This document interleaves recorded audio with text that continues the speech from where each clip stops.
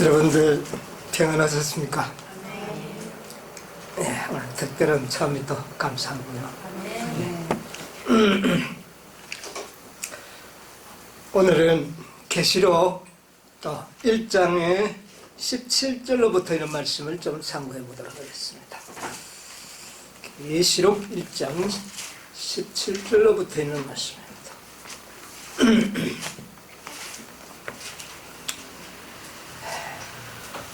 내가 볼 때에 그 발 앞에 엎드려져 죽은 자 같이 되매 그가 오른손을 내게 얹고 가라사대 두려워 말라. 나는 처음이요 나중이니 곧 산자라. 내가 전에 죽었었노라. 볼지어다 이제 세세토록 살아있어 사망과 음부의 열쇠를 가졌노니. 18절까지만 보겠습니다.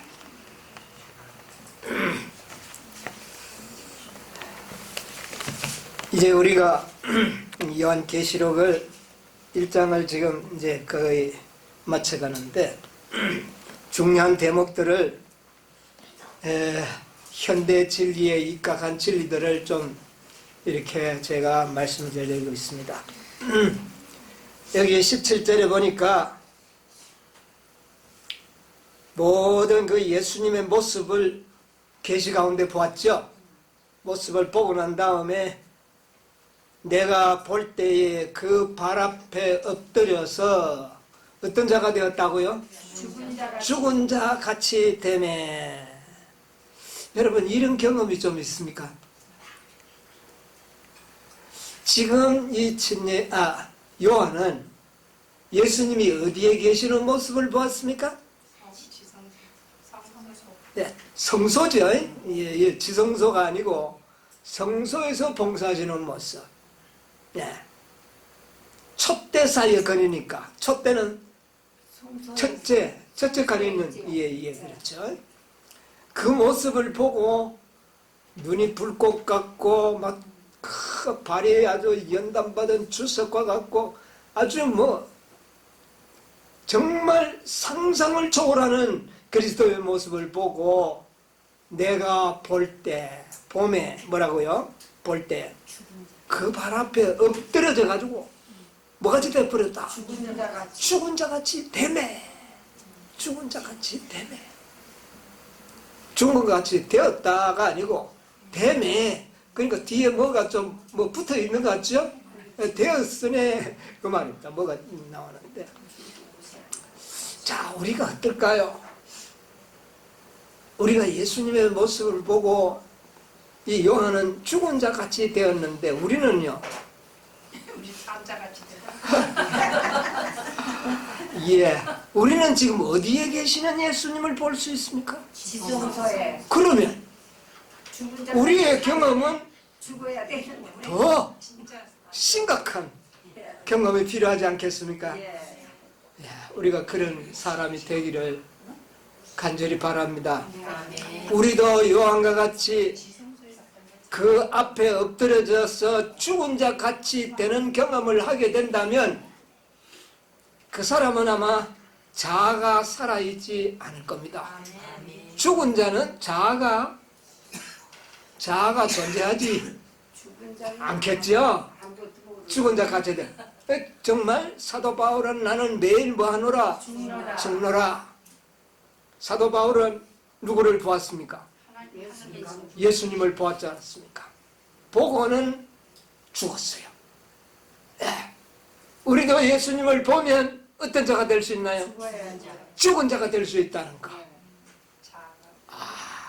요한계시록은 죽은 자 같이 된 사람들이 누릴 특권을 기록한 말씀입니다.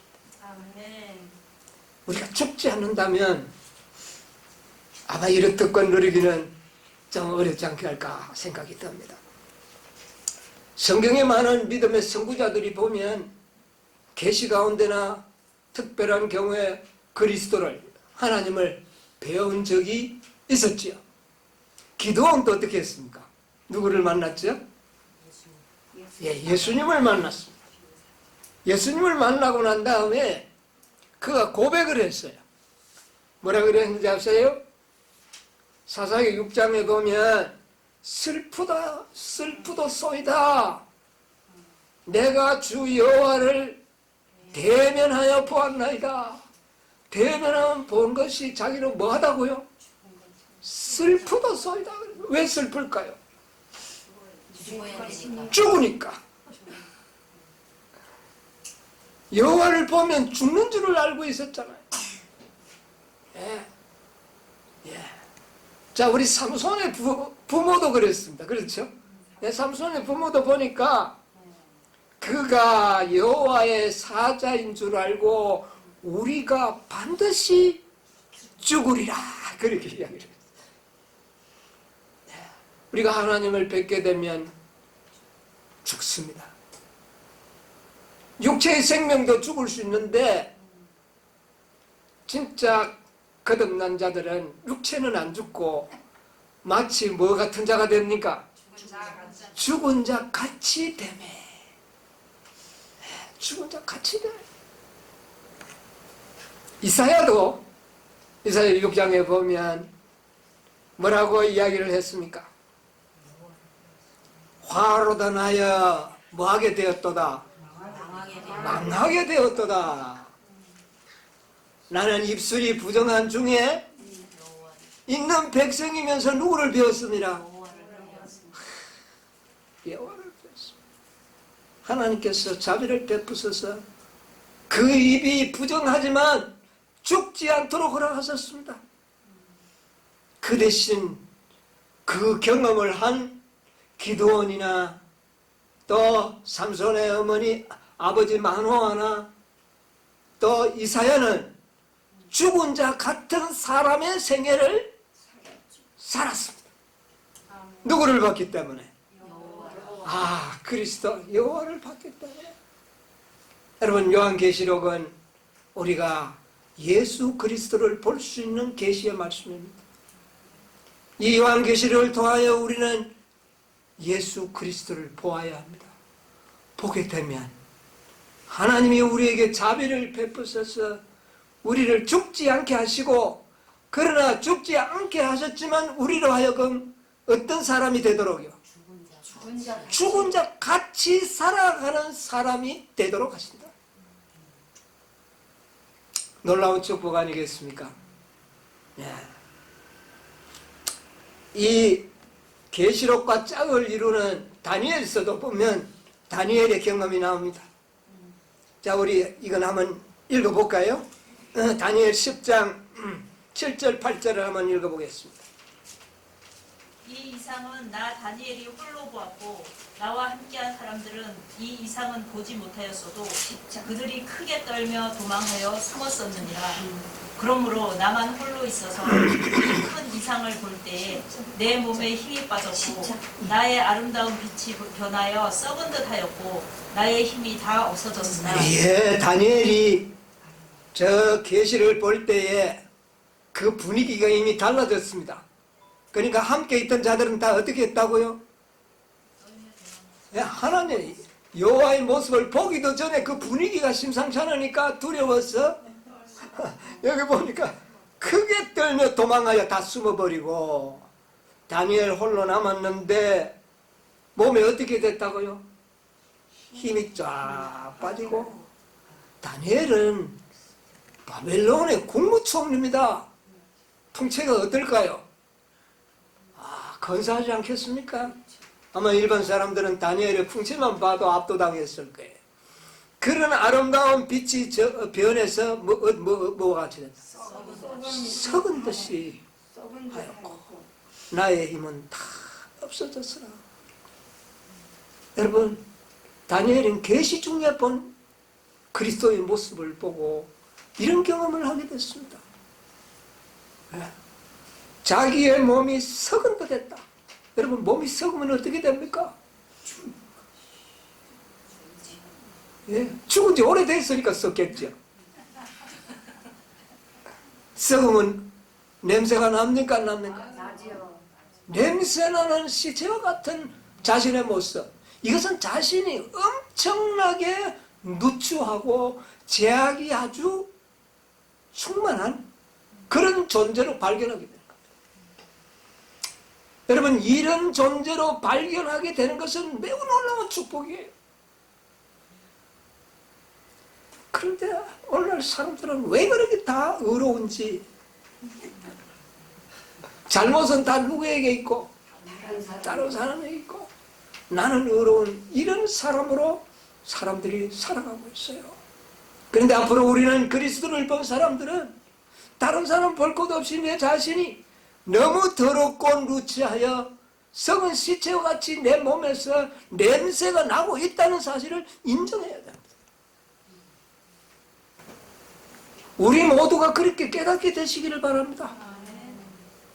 정말 우리의 생애 속에서 다 썩은 시체와 같은 냄새가 나는 존재라는 것을 내가 깨닫게 될 때에 우리는 누구를 미워하고 시기하고 질투하고 할 그런 마음은 우리의 마음속에서 어떻게 돼요? 없어진 거예요. 누구를 볼 때 자기가 비워지는 겁니까?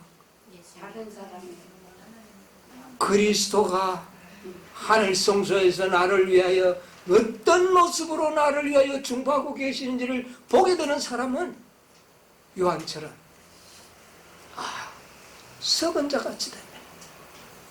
여러분, 우리에게 우리의 감화력이 하나님 앞에 냄새가 난다고 말입니다. 우리의 의는 거룩은 뭐와 같으며 옷이라 그러는데 걸레, 썩은 걸레. 우리가 그렇다는 것을 이사야는 깨달았어. 그때의 이사야의 생애가 뭐하게 되는 겁니까? 진짜 변하고 정말 하나님의 영광을 나타내게 된 것입니다. 그래서 정말 그리스도를 보는 진실로 만나고 본 자는 죽은 자같이 되는 현상이 있구나, 그런 경험을 하게 되는구나. 그럼 왜 그렇게 되는가? 이유가 뭘까요? 예수님만 보면 왜 그렇게 될까요?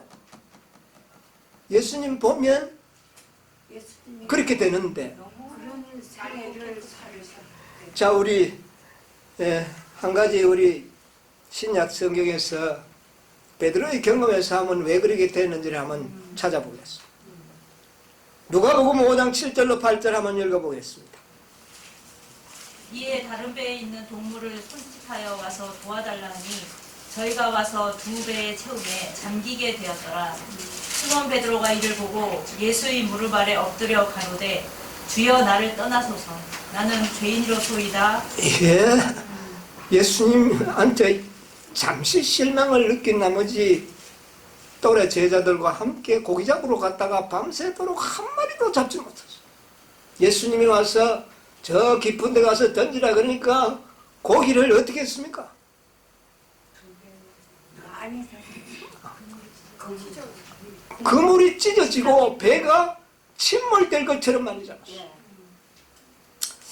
고기 잡는 일에 있어만큼은 예수님보다도 자기가 더 잘 안다고 생각을 했어요. 고기 잡. 저 깊은 데 가서 고기 잡으러 가니까네 안 잡히는 줄 내가 알지만 말씀에 순종하는 마음으로 가서 내가 그물을 어떻게 해요? 그런데 잡힐 줄 알았나요? 몰랐나요? 안 잡힐 줄 알았어요. 예수님 고기 잡는 거는 내보다 못하라. 자기가 더 많이 한다고. 그런데 던졌는데 고기가 그렇게 잡힌 겁니다. 그렇게 잡히는 순간 베드로는 고기에 대해서는 관심이 싹 없어졌다. 이야, 저분은 내가 아는 그런 분이 아니구나. 그렇게 나와서 그의 발을 붙들고 뭐라고 이야기를 합니까? 주여 나를 떠나소서. 나는 뭡니다? 뭐를 깨달았어요? 예수님이 뭐 베드로 보고 책망한 것도 없고 뭐 아무것도 없는데 스스로 깨닫는 바가 있었는데 그것은 뭡니까? 나는 죄인이구나.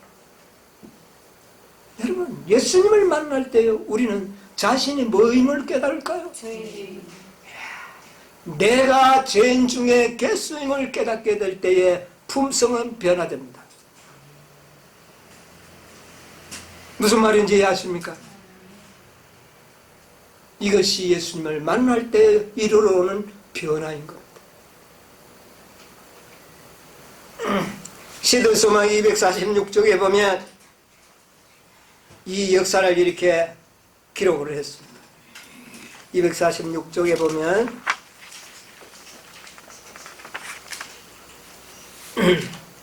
그러나 베드로는 이제 배나 그 실은 고기에 대하여는 관심이 없었다. 누가 찾았어요? 246쪽. 그가 이제 그러나 베드로는 예. 이제 배나 그 실은 고기에 대하여는 관심이 없었다. 그가 이제까지 목격한 다른 어떤 이적보다도 이 이적이 그에게는 하늘의 능력의 나타남이었다. 그는 예수님 안에서 만물을 지배하고 계시는 분을 보았다. 신성의 임재하심이 자신의 부정함을 드러내었다. 그의 선생에 대한 사랑, 자신의 불신에 대한 수치, 그리스도의 경비에 대한 감사, 그러나 무엇보다도 무한히 순결하신 분 앞에서 자기는 깨끗이 못하다는 느낌이 그를 압도하였다. 그의 동료들이 그물 속에 든 고기를 거두어 들이는 동안 베드로는 구주의 발 앞에 엎드려서 주여 나를 떠나소서 나는 죄인으로소이다 라고 부르짖었다. 자, 어떻습니까? 이 베드로는 새롭게 예수님을 발견하게 된 겁니다. 그러니까 실망 예. 3번 문난이 다운이지요. 아니에요. 이건 첫 번째. 이거는 아니에요. 첫 번째요. 예, 첫 번째인데 이 베드로는 새롭게 예수님을 보게 된 겁니다. 여러분요, 우리는 새롭게 예수님을 바라봐야 합니다. 왜 우리가 많은 기별이 우리에게 이르러 옵니까? 같은 기별인데 또 반복하여 기별이 전해지는 것은 우리가 예수에 대하여 어떻게 깨닫기를 원하십니까? 새롭게 깨달을 때마다 우리는 공통적으로 경험하는 경험이 있는데 그것이 무엇일까요? 나는 죄인이로서. 전에 죄인으로 느꼈을 때보다 더 죄인이고 더 죄인이고 더 죄인이고 그래서 나중에는 자신이 없어지는 경험을 하게 돼요. 그때는 누구만이 나타날까요? 그리스도만이 나타나는 거죠.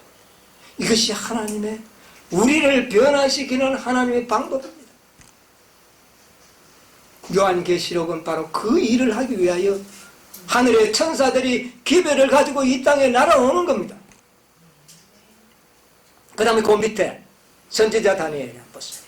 선지자 다니엘이 하나님의 천사 앞에서 죽은 자처럼 쓰러지게 된 것도 바로 그 같은 하나님의 거룩한 임재 때문이었다. 그는 나의 아름다운 빛이 변하여 썩은 듯하였고 나의 힘이 다 없어졌다고 말하였다. 그와 같이 이사야도 여호와의 영광을 쳐다보고 이렇게 부르짖었다. 하로다 나여 망하게 되었도다. 나는 입술이 부정한 사람이요 입술이 부정한 백성 중에 거하면서 만군의 여호와이신 왕을 되었음이로다. 결함과 죄를 가진 인간이 신성의 완전함과 대조되어 드러날 때 그는 전적으로 부족하고 부정하다는 것을 느꼈다.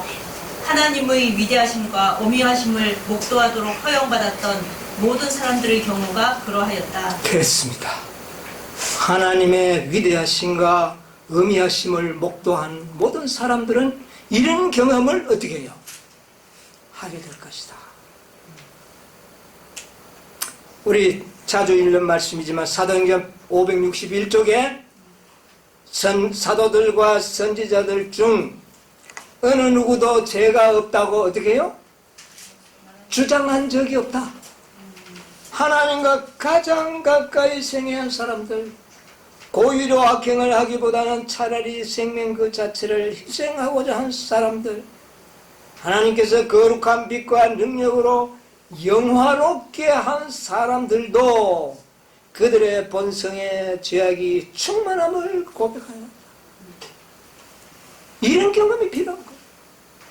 요한계시록은 모든 사람을 이런 경험으로 이끌어가고 있다는 것이 나타나게 됩니다. 이 경험을 하도록 하는 것입니다. 그의 본성 속에 뭐가 있다고요? 죄악이 충만하다. 예, 이것을 고백하고 그리스도를 바라보는 사람들은 모두 그와 같을 것이다. 우리가 예수님께 더욱 가까이 가면 갈수록 그분의 품성의 순결을 더욱 분명히 알면 알수록 우리는 더욱더 죄의 극악함을 알게 되고 자신들을 높일 마음이 더욱 적어질 것이다. 자, 예수님께 가까이 간다는 말이 내가 뭐 어떻게 하면 예수님 가까이 갑니까? 예? 어떻게 하면 예수님 가까이 가요? 예? 가까이 가는 건 제가 말씀 순종. 요 죄가 죄를 지기보다 죽겠다고 그랬잖아요. 그러니까 자 보세요. 말씀 순종하는 가까이 가는 방법은 우리가 하나님의 말씀을 새롭게 깨달을 때마다 우리가 이제 구체적이고 체계적으로 알아야 됩니다. 그냥 막 그리스도 가까이 간다니까 주여 주여 하면 가까이 가는 줄 이렇게 알아서는 안 된다는 말이죠. 그러니까 말씀을 순종해야 될 거 아니에요. 말씀을 새롭게 깨달을 때 새롭게 깨달을 때 똑같은 말씀인데 어제 읽던 말씀과 오늘의 새롭게 그 말을 깨달아질 때 내가 한 발자국 그리스도와 어떻게 해요? 가까이 가는 것. 예, 같은 내용이라고. 자, 우리가 믿음으로 말미암는 의의 기별은 5 천사가 전하는 공통 제목입니다. 그러나 첫째 천사의 기별로 깨달았을 때와 첫째 천사의 기별을 깨달았을 때는 육신적으로 불법의 죄는 다 회개합니다. 그렇죠. 그러나 둘째, 셋째, 셋째까지는 불법의 죄를 회개하는 겁니다. 그러나 넷째와 5째는요. 우리의 마음속에 본성의 죄를 깨닫게 하는 빛을 가져오는 기별이에요. 네.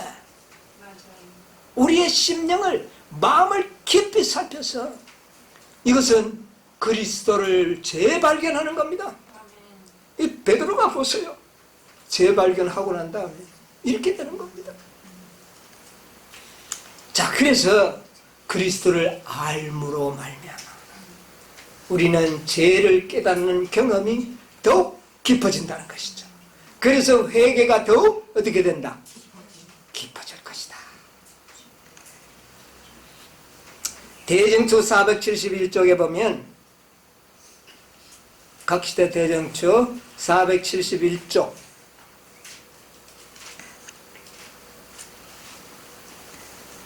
갈바리 십자가의 그늘 밑을 걸어가는 사람들은 갈바리 십자가의 그늘 밑을 걸어가는 사람들은 자고하거나 죄에서 해방되었다고 의수되는 주장을 할 수 없다. 그들은 하나님의 아들의 심장을 파열시킨 고뇌의 원인이 자기들의 죄였다는 것을 느끼며 그런 생각이 그들을 스스로 겸비하게 할 것이다. 그리스도와 가장 가까이 생애하는 사람들은 인간의 죄악과 약점을 가장 분명히 깨닫고 그들의 유일한 희망이 십자가에서 돌아가셨다가 다시 부활하신 구주의 공로에 있다는 것을 알게 됩니다. 예, 거기까지만 봅시다. 자, 십자가의 밑을 걸어가는 사람들은 자고하거나 나는 이제 죄에서 해방되었다. 나는 이제 거듭났다. 이런 말을 공공연하게 하지 않을 것이다. 나는 구원받았다. 공공연하게 하지 않을 것이다. 그러나 그러면 나는 아직 구원 못 받았다는 겁니까? 예, 그건 아닙니다. 나는 아직 거듭나지 않았다. 이게 아니에요. 그러나 그것을 공공연하게 말하지는 않을 것이라는 것. 두렵고 떨림으로 주님께서 나에게 구원 주신 것을 믿습니다. 내가 거듭받았음을 믿습니다. 두렵고 떨림으로 이야기할 수 있는 거예요. 그런데 막 자신 있게 이야기하는 것은 좀 문제가 있어요. 심장을 파열시킨 원인이 바로 누구의 죄에 있다? 하나님의 아들을 죽인 죄를 지어놓고도 난 그 용서받았어. 난 구원받아. 이렇게 공공연하게 이야기하면 되겠습니까? 하나님 앞에. 누구 앞에는 그렇게 이야기할 수 있어요? 사단 앞에, 사단이 우리를 정죄할 때는 하나님이 나를 구원하셨다 할 수 있어요. 그러나 우리가 하나님 앞에 구원받은 성도들, 동료들 앞에 이야기할 때 그렇게 말하는 게 아니에요. 비록 용서받았다 할지라도 용서받은 죄인임을 알아야 되는 거예요. 죄인임을 잊어버려서는 안 됩니다. 내가 의인된 것은 아니에요. 아직까지 그런 차원은 아니에요. 의인된 것도 맞아요. 헷갈립니까? 우리의 언어로서는 헷갈릴는지 모르지만 여러분이 느끼는 감정과 생각 속에는 이해가 되실 줄로 믿습니다. 그리스도께 가장 가까이 생애하는 사람들은 인간의 죄악과 약점을 가장 분명히 깨닫고, 어떻게 깨닫는다고요? 분명하게 깨닫고, 그 다음에 유일한 희망이 어디에 있다는 것? 구주의 공로에 있는 것이지 나에게 있지 않음을 분명하게 기억하는 자들입니다. 그것이 다 하나님의 은혜요, 그것이 하나님의 자비와 사랑이었는 것이지, 내가 무슨 회개했기 때문에 구원받을 자격이, 공로가 내게 있는 것처럼 말할 수 없다는 이야기. 그래서 이런 경험을 살아가는 사람은 온유, 겸손. 너희는 내게 와서 뭐를 배우라? 이런 경험을 하는 게 온유와 겸손을 배우는 겁니다. 그리스도 앞에 죽은 것 같은 이런 경험을 하는 것이 바로 뭐를 배우는 겁니까? 온유와 이 경험을 하게 되면 자기를 높일 마음이 없어집니다. 부드러워져요. 예? 제에게는 한없이 강하지만 동료 인간들과 하나님 앞에는 한없이 온유하고 겸손한 이런 생애를 살 수가 있다는 것. 바로 요한은 그 경험을 먼저 했습니다. 그러므로 그에게는 많은 계시를 보여줄 수가 있었어요. 이런 경험 없이 계시 알려주면 내가 나타나가지고 내가 다야, 내가 뭐 어떻고 내가 어떻고. 여러분, 우리의 이런 설교나 이런 기도나 간증 속에 내가 나오면 안 됩니다. 그렇다고 해서 또 일부러 내가 한 게 아니고 하나님이 다 하셨다고 그래 또 겸손도 나타내지 마십시오. 있는 그대로 하나님께 영광을 돌리셔야 돼요. 인간은요 아주 깨가 있어가지고 겸손한 척 하면서 자기를 높여요. 내가 한 게 아니라고, 하나님이 다 했다고. 그 말 하는 게 저는 조금 이상해요. 예, 자아는 완전히 없어지고 그리스도만 나타나는 것입니다. 자, 이 요한은 그런 경험을 하게 됐어요. 그때에 그가 뭐를 내게 얹고 17절에 보니까 오른손은 뭐라고요? 능력과 권능을 상징한다. 그런 능력과 권능의 손을 나에게 얹으시고 무슨 기별을 줍니까? 얹고 가라사대 뭐하라? 두려워 말라. 나는 뭐라? 처음이요 나중이라. 이 처음과 나중, 이게 뭔 뜻일까요? 처음과 나중이라. 일반적으로는 처음과 나중이 알파와 오메가, 시작과 끝, 이게 다 같은 의미와 뜻을 가지고 있죠. 그런데 이런 말을 성경 66권 중에 이사야서에서 발견하게 되고, 그 다음에 이런 말이 전부 요한계시록에만 들어있습니다. 요한계시록에 8절에 보면, 우리 지난번에 읽었지요 이미.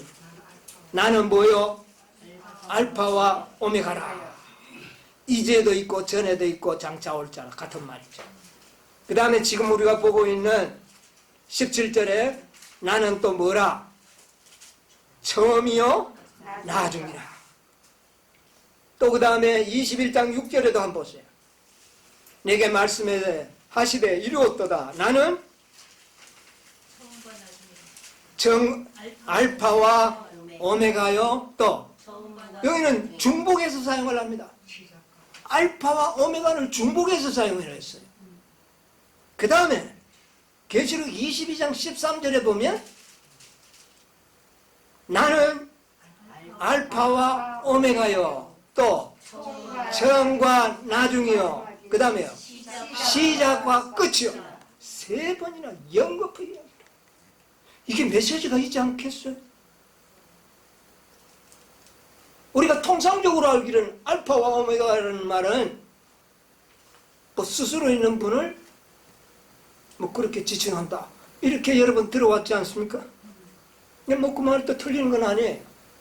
그러나 분명히 시작과 처음이요 나중, 시작과 끝, 이것은 예수 하나님의 본래의 어떤 그 존재의 신분을 설명하기보다는 저는 어떤 하나님의 사건 사업을 나는 설명하는 말이에요. 어떤 사업을 하실 때, 어떤 사건이 일어났을 때, 어떤 계획을 세웠을 때 나는 무엇이요? 그 계획에 알파요, 처음이요, 시작이다. 그 다음에 오메가요, 나는 또 나중이요, 끝이다. 끝이요. 모든 계획과 섭리 속에서 시작은 누구라는 말입니까? 여러분이 아닙니다. 예수님. 우리가 아닙니다. 예수님. 예수님. 여기 나타난 것은 예수님이거든요. 예수님이 시작하셨고 예수님이 마지막이 되시고 예수님이 처음이셨고 예수님이 마지막. 예수님이 또한 시작하셨고 예수님이 마쳤다. 나는 이것이 구속의 경륜에 의미가 있지 않겠습니까? 하나님의 본래의 신분, 그 스스로 계신 분, 출애굽기에는 뭐 알파 오메가를 이야기하지 않았어요. 나는 스스로 있는 자라. 그것으로 끝났습니다. 뭐 알파 오메가가 아니에요. 알파와 오메가, 처음과 마지막, 시작과 끝은 어떤 계획에 있어서, 어떤 사건에 있어서, 어떤 섭리에 있어서 모든 시작은 누구라? 그리스도. 마침은 그리스도. 예. 여러분 이것은 매우 좀 두려워 말라. 나는 뭐요? 처음이요 마지막이다. 시작과 끝이고 알파와 오메가. 이게 요한의 마음을 위로해 줄 수 있지 않겠습니까? 여러분 어렵더라. 우리 이야기 자주 하잖아요. 힘들더라. 시작은 했는데 뭐가 안 된다는 말입니까? 그 말은 끝이 제대로 안 되고 있다는 말 아닙니까? 시작은 했는데 마지막이 제대로 안 되는 것 같아. 그래서 어렵다는 이야기 아닙니까? 근데 뭐를 알아야 될까요?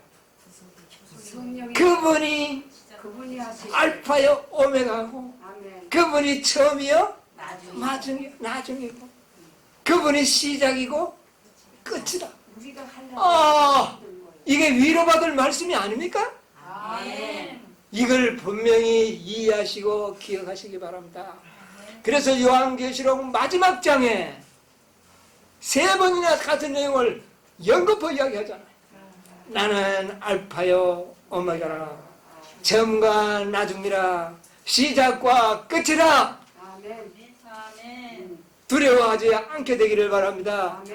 네. 이것을 그리스도를 본 자들은 깨닫게 될 것입니다.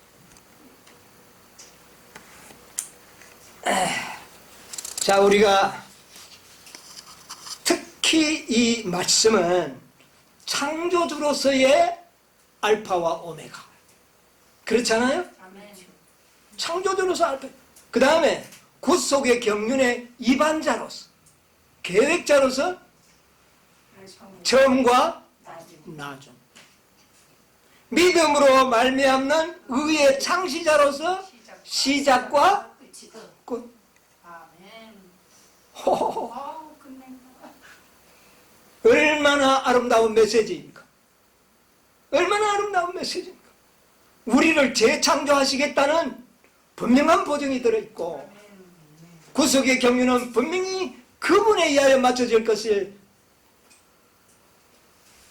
우리에게 가르쳐지고 있고, 분명히 복음의 의의 창시자로서 우리를 의롭게 하셨고 완전 완성 단계까지 이끌어 가실 것에 대한 보증이 들어있는 겁니다. 놀라운 복음 아닙니까?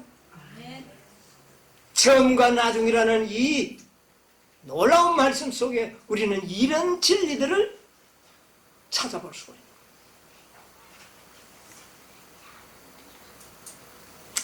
요한계시록 14장 1절을 한번 읽어봅시다.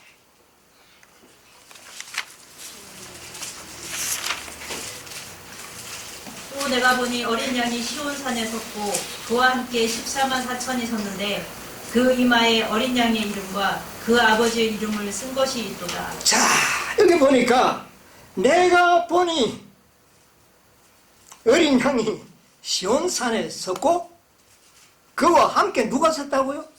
14만 4천인데 14만 4천인가 어린 양이 있었어요.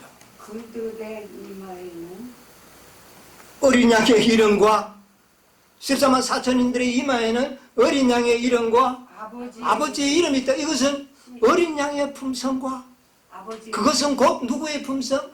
아버지의 품성이 그들의 이마에 있더라. 그들의 마음과 생애 속에 박혀 있더라. 이거 완성입니까? 아닙니까? 완성이죠.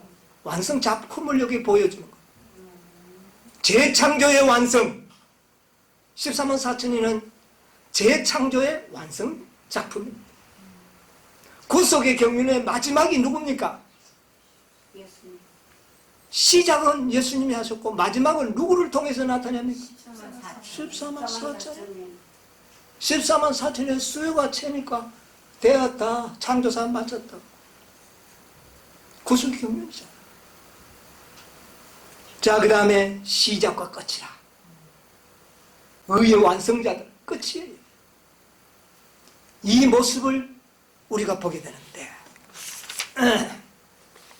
여러분 재창조, 이 창조주로서의 알파와 오메가, 처음과 나중, 시작과 끝 한번 우리가 보도록 합시다. 창조의 패턴이 어떻게 됩니까? 창세기 1장에 보면 3절에 보면 뭐가 있으라? 빛이 있으라부터 창조는 어떻게 됩니까? 시작이죠. 그 창조의 마지막은 뭐를 만듦으로써? 사람을 만듦으로써 창조가 끝이 났어. 그런데 사람을 만들 때 한꺼번에 안 만들고 남자를 먼저 만들고 그 다음에 누구를 만들었죠? 여자. 사람을 만드는 게 끝인데 그 끝은 여자가 만들어짐으로써 끝이 나는 겁니다. 아, 그러니까. 남자가 만드는 것으로서 창조가 끝난 게 아니고 아, 그러니까 교회가 여자가 만들어짐으로 뭐가 왔어요? 완성. 오메가가 이루어진 겁니다. 그러니까 교회가 완성이 돼야 돼. 우리 집사님도 상당히 많이 앞으로 갔습니다. 예, 참 놀라운 빛이 우리에게 주어졌지 않습니까? 네. 빛은 누굽니까? 빛이 누구예요? 예수님. 하나님은 빛이시라. 예. 사람은 누굽니까? 아담과 하와잖아요. 예. 누구의 형상으로? 하나님의 형상으로 창조된 그들을 만듦으로 창조의 역사가 끝이 납니다. 그럼 재창조는? 재창조도 뭐가 먼저 만들어져야 돼요? 빛이 만들어져야 됩니다. 빛이. 자, 시작은 빛이에요. 빛이 있어야 모든 생명체가 존재하잖아요. 볼 수 있고. 요한복음 1장 4절에 보니까 그 안에 생명이 있으니 그 생명은 뭐라? 빛이라. 사람들의 빛이라. 예수 그리스도가 이 땅에 인간으로 오시는 그 자체가 빛이었습니다. 아멘. 하나님이신 그가 죄 있는 육신을 가지고 이 땅에 오셨는데 그것은 빛으로 오신 거죠.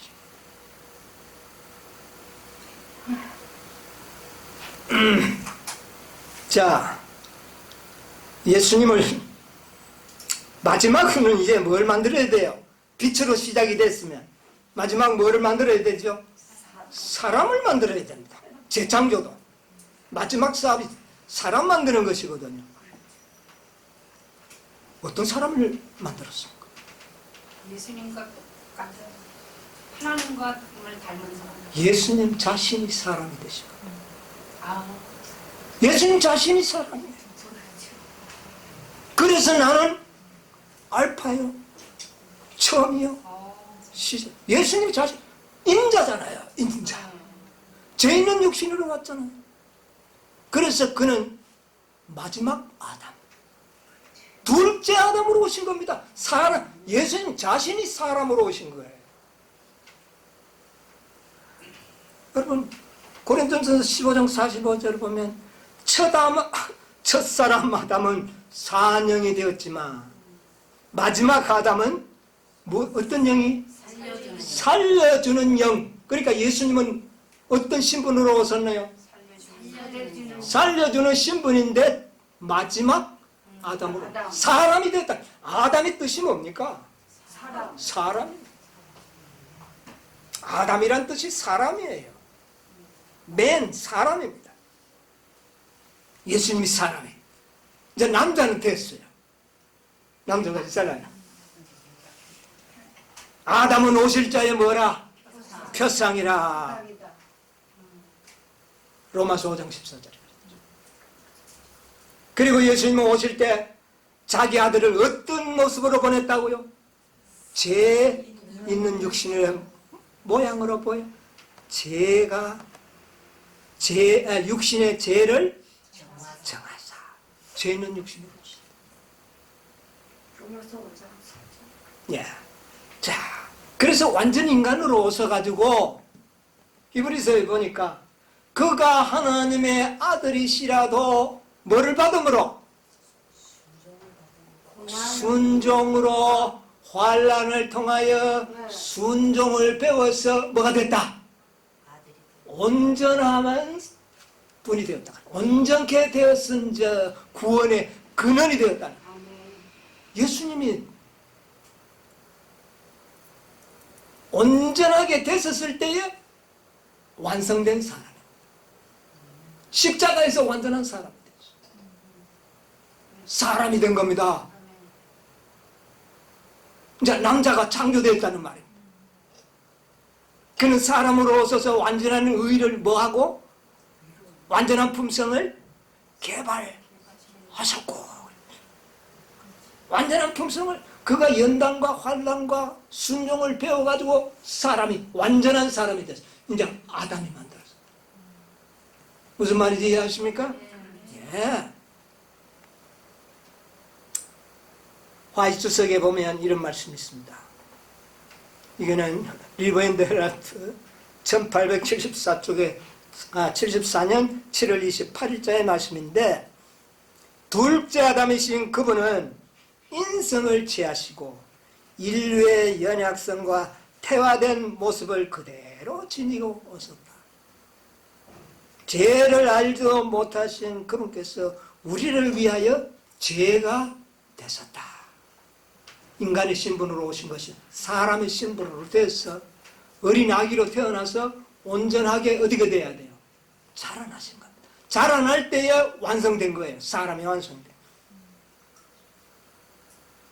그는 시대소망 123쪽에 보면 예수께서는 이 세상에 임금이 오겠습니다. 그러나 저는 내게 관계할 것이 없으면 예수 안에는 사단의 계변에 반응한 어떤 것도 없었다. 그는 죄를 짓지 않기로 짓기로 동의하지 않았었다. 그는 무엇으로도? 생각으로도 시험에 굴복하지 않으셨다. 모든 시험을 다 받으시고 승리하시고 온전하게 되신 겁니다. 사람이 된 거예요. 드디어 완전한 사람이. 어떤 신분으로? 하나님의 형상을 닮은 완전한 둘째 아담이 된 겁니다. 예수님이 태어나다 뭐 재원은 없었지만 완전한 게 아닙니다. 우리 어린아이가 태어났지만 완전한 사람인 신분인 것은 맞지만 완전한 인격체는 아니잖아요. 완전한 인격체가 된 것은 그가 십자가의 죽으심으로 완전한 인간으로서의 완성이 된 겁니다. 승리하신. 생각으로도 뭐 하지 않았다? 죄를 죄를 짓지 짓지. 놀라운 거 아닙니까? 예. 자, 그 이제 남자는 창조되었어요. 재창조에 남자가 있습니다. 근데 남자만 만들어가지고 재창조가 끝나는 것은 아니죠. 누구를 만들어야 돼? 여자를 만들어야 돼. 여자가 누굽니까? 에베소 5장 27절 한번 읽어봅시다. 에베소 5장 27절. 자기 앞에 영광스러운 교회를 세우다. 티나 주름 잡힌 것이나 이런 것들이 없이 거룩하고 자, 자기 앞에 어떤 교회를요? 하나님의 형상을 담은 교회로 세우사. 그 말입니다. 하나님의 형상을 담은 교회로 세우사. 티도 없고 주름 잡힘이 없는 이런 교회를 만들려고 하셨다 그랬습니다. 자, 32절 보세요. 5장 32절. 이 말이 뜻이 뭔가? 이 비밀이 크도다. 내가 그리스도와 교회에 대하여 이게 바로 뭐를 말하는 것이라고요? 비밀 이 비밀인데 이것은 그리스도와 교회에 대한 말하는 것인데 그리스도는 신랑이요 교회는 신부다. 그리스도는 남자요 교회는 여자다. 이 비밀을 사도 바울이 그리스도의 안에 흠과 점이 없는 또 하나님의 영광을 드러내는 하나님의 형상으로 되었죠. 자, 아담이 혼자 창조되었어요. 첫째. 그리고 난 다음에 하나님이 아담을 잠재우시고 그의 갈빗뼈를 취하여 여자를 만들었어요. 예수님이 완전한 남자가 창조되고 깊은 잠에 빠졌습니다. 잠재우고 그의 옆구리를 어떻게 했어요? 창으로 찔렀어. 그 피로 그 옆구리 갈빗뼈를 이용하여 뭐를 만드셨다? 여자를 만들었다. 패턴이 동일하다. 예수님이 이 육신의 깊은 잠을 잤을 때 아담이 깊이 잠들매 하나님께서 갈빗뼈를 빼냈죠. 예수님이 살았을 때 찌른 거 아닙니다. 깊이 잠들었을 때 그의 갈빗뼈를 창으로 찔렀어. 그것을 통하여 뭐를 세웠다? 여자를 만들어. 교회를 세웠어. 여러분 그 교회는 어떤 교회가 되어야 할까요? 흠과 점이 없는 교회가 되어야 돼요. 이런 교회는 아직 이 지상에 어느 교단도 이런 교회는 없습니다. 뭐 교회가 아무리 연구를 해봐야 마지막 그리스도의 아내로서 우뚝 설 수 있는 이 교회가 만들어질 때에 비로소 재창조가 끝이 나는 거예요. 이 여자가 만들어져야 될까요? 안 돼도 될까요? 반드시 이루어져야 한다는 것이 요한계시록의 진리입니다. 창조로서, 재창조로서 그렇습니다. 자, 그들이 바로 누구냐? 우리가 알기로 14만 4천인들이죠. 승리한 남은 교회, 여자의 남은 무리요 남은 교회를 엘렌지 화이트 계시 가운데 보니까 그들이 저 하늘 시온산에 섰는데 어린 양과 누가 썼더라? 14만 4천. 여러분 14장 1절에는 지금 예수님과 14만 4천이 다 옆에 서 있어요. 이거 지금 뭐 하는 장면입니까 이제는? 예. 아담 하와를 만들었으니 이제 뭐를 해야 돼요? 혼인의 식을 치료해야 되지 않습니까? 그런데 계시록 14장 1절 그 장면을 보여준 거예요. 남자의 신 그리스도, 여자의 남은 볼이 14만 4천을 보여준 거예요. 여러분 복 있는 사람들 14만 4천인들은 바로 어린 양의 아내들입니다. 이들에게는 흠과 점이 없더라. 14장 5절에 보니까 그 입에 뭐가 없고 거짓이 없고 뭐가 없더라. 흠도 없고 점이 없는 그들이 바로 어린 양의 아내. 그 아내를 위하여 예루살렘 성전을 지은 겁니다. 그래서 예루살렘 성전의 설교들을 보면 전부 14만 4천인의 표상과 일치하다는 것을 딱 읽어보면 느낍니다.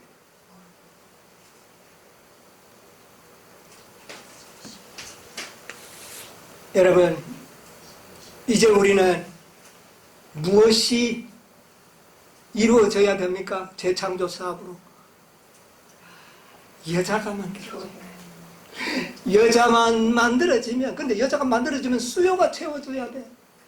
몇 명이 체험을 받을 때? 14만 4천이 체험을 받을 때 완성되는 거죠. 이 놀라운 진리가 어디에 기록되어 있습니까? 요한계시록. 놀라운 진리가 기록돼요. 자, 그 일을 이루실 분은 그리스도이신데 그분이 알파요 뭐요? 오메가. 재창조도 예수님이 하신 거예요. 그분이 처음이요? 나중. 모든 구속의 경륜의 시작도 예수님이 하셔. 예수님을 통해 맞죠. 그 다음에 시작과 끝. 그분이 의를 만드시고 그분이 의로운 사람들을 창조하심으로 끝을 내요. 알파와 오메가여, 처음과 나중이여, 시작과 끝이라. 모든 것을 그분이 하실 것을 계시록은 이야기하는데 이것이야말로 진짜 아름다운 복음 아닙니까? 이 세상에 있는 모든 복음들은 시작만 해놓고 마무리가 없어요. 마무리를 볼 수가 없어요. 사단이 그래가지고도 승복할까요? 사단은 승복하지 않습니다. 예수님 자신이 이룬 것만으로는 사단은 송사합니다. 그렇지 않습니까? 네? 그분은 성령으로 태어났기 때문에 할 수 있어. 그러나 우리는 못한다. 사단은 니 참 잘한다. 참 니 논리 잘한다. 여러분 그런 논리를 완전히 분쇄해야 할 사람은 여러분과 저인 거죠. 예수 그리스도를 보고 죽은 자같이 된 사람들을 통하여 모든 사단의 기만을 폭로하게 될 것입니다. 재창조의 모든 사업은 여자가 만들어짐으로써 끝나고 그 다음에는 혼인 예식은 하늘에서 하게 될 것입니다. 여러분 이 놀라운 축복의 잔치자리에 주인공으로서 서게 되시기를 간절히 바랍니다. 아멘. 이 놀라운 복음을 잘 이해하시고 그 복음의 마침을 이루시고자 하는 그리스도와 함께 동역하시는 여러분과 제가 되기를 간절히 바라면서 말씀을 마치겠습니다. 아멘.